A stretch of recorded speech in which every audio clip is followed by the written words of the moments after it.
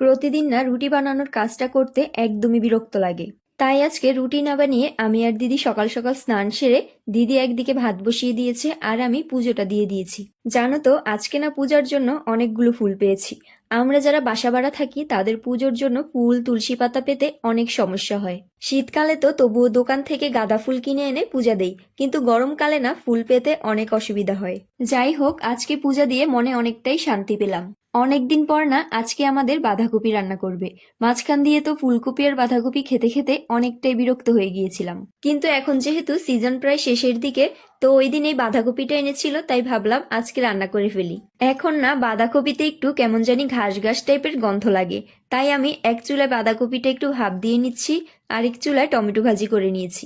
আর এই কই মাছগুলো বাবা কালকে রাতে এনেছিল, তো মা বলল ফ্রিজে কিছু বরবটি সিম আছে, ওইগুলো দিয়ে সাথে আলু দিয়ে কই মাছগুলো রান্না করতে। এখন তো বেশিরভাগ কই মাছগুলোই হাইব্রিডের হয়, কিন্তু আজকে আমাদের কই মাছগুলো একদমই দেশি কই মাছ ছিল। তো আমি মাছগুলো ভেজে নিয়ে তরকারিটা বসিয়ে দিয়েছি।